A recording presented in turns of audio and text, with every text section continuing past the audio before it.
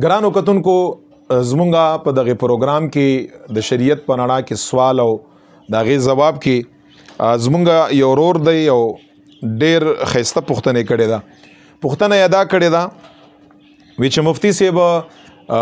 سړی او خزي په کومه ګوته باندې ګوتما استعمالول شي او سړی چې کوم دی هلک او سړی په کومه لاس کې په کومه ګوته باندې ګوتما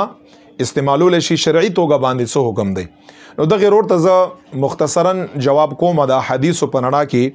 چې خزي د پاره خو شرعي توګه باندې په هر لاس په دواړو لاسونو کې په هر ګوته باندې ګوتما هغه استعمالول شي او یو ګوتمم استعمالول شي زنانه کوادوي کوادنوي چې زنانه وي یو ګوتمم استعمالول شي او لس ګوتمم استعمالول شي او چې هر څومره ګوتمه او د سرو زرو د سپینو زرو د پیتلو وغیرہ چې د هر شي ګوتمه استعمالي د غوي زینت په تور باندې هغه استعمالول شي. نو زنانه د پاره خو په هر ګوته باندې ګوتما استعمالول او هر قسمه ګوتمه استعمالول دا شرعي تور باندې دا جایز دي. البته سړی د پاره چې هغه ګوتمه استعمالي ټول اول خو د سرو زرو ګوتما هغه د پاره استعمالول کلهږي کې ډېر حرام ده او د پیتل او د نورو شیانو ګوتمه استعمالول هغه د پاره مکروه ده یعنی خلاف اولاده. بهتر ګوتما او جایز ګوتما سړی د پاره هغه د چاندې ګوتما ده او دا چاندې ګوتما بم دا به یو وی غمای بم په اغه کې یو وی ډیر غمی به پکینی یو نگینا او غمای به پکې او دا به یا 4.5 ماشي یا به د 4.5 ماشه نه په وزن کې کمی او په لاس کې په کومو ګوتو کې استعمالول شي. نو نسائی شریف حدیث دا سي دی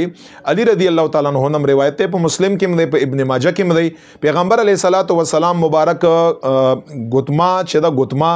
په خلاص باندې په لاس کړي دا او په غڅ لاس باندې لاس کړي دا او په خلاص کې په دغه وړه ګوته کې ګوتما استعمال کړي دا او په دغه پسې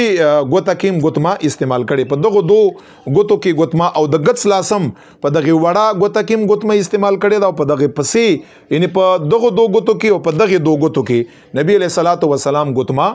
استعمال کړي. نو سړی د پاره ک په خلاص کی ک په غڅ لاس کی په دغه وړه چې موږ ته خنجې ګوته وایو په دې کې اچول شي او پسې ګوته کې ګوتما اچول شي. په حدیث کې پیغمبر علی السلام دا کومه چې منځنۍ ګوته ده منځنۍ او دغه اشاره والا چې کومه ګوته ده په دغه ګوته کې ک د خلاص وی او ک د غڅ لاس وی پیغمبر علی السلام مبارک باقاعده په حدیث کې دینه منع فرمایلی ده. نو سړی کې مثال کې تور په د سپینو زرو 4.5 ماشه یا داغه نه کم ګوتمه استعمالي ک په غڅ لاس کې استعمالي